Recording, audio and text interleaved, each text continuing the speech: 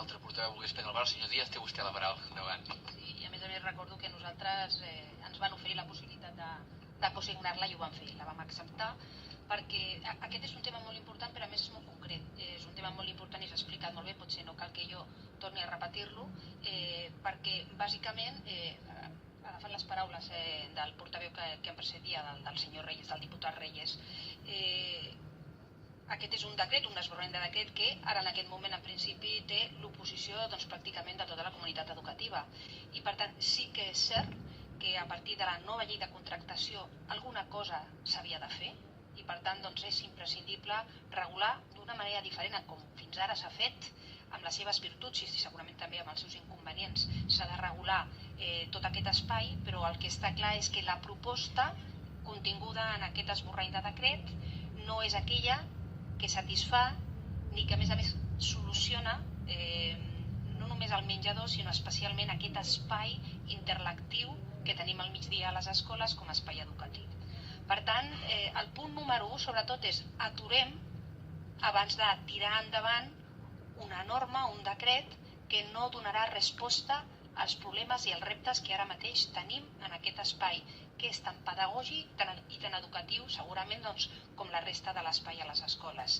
El que demanem és consens, que s'escolti a la comunitat educativa, que s'escoltin també a les organitzacions que representen, a les associacions que representen a les famílies, FAPAES, i també recordem que la Federació de Municipis de Catalunya en aquest moment encara no té l'informe jurídic que ha d'acompanyar aquest decret i per tant per part d'aquesta entitat municipalista es treballarà i es demanarà aquest informe jurídic per poder tirar endavant. Només fer pot ser una petita reflexió del que això podria suposar pels ajuntaments, que crec que també és important.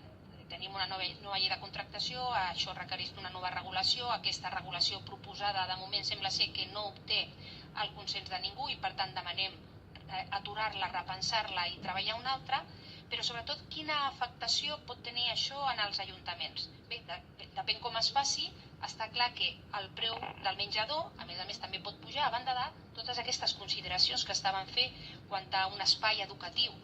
I això al final el que voldrà dir és que s'hauran de destinar una major partida de beques, d'ajuts a totes aquelles famílies que es troben en risc o en situació de vulnerabilitat social i que per tant acudeixen no només a demanar una beca via el Consell Comarcal, sinó especialment amb aquests complements que fem des dels mateixos ajuntaments.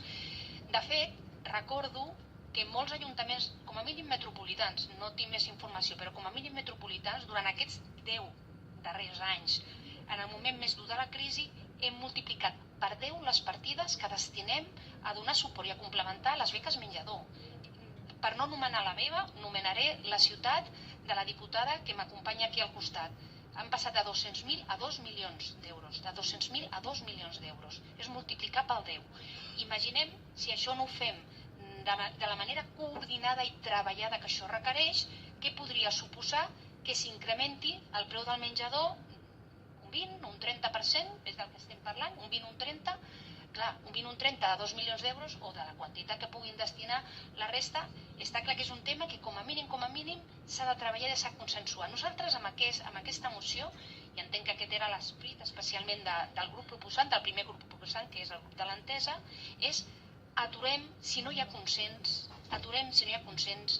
aquest projecte, aquest esborrany de decret. Treballem-ho conjuntament. Necessitem el consens de tothom, de les escoles, de la comunitat educativa, també de l'administració competent i, com no, dels ajuntaments. Treballem, potser necessitem una mica més de temps, això sí, és imprescindible, és necessari, ens ho demana la nova normativa de contractació, però no hem de córrer a fer les coses sense el consens necessari en aquest àmbit educatiu.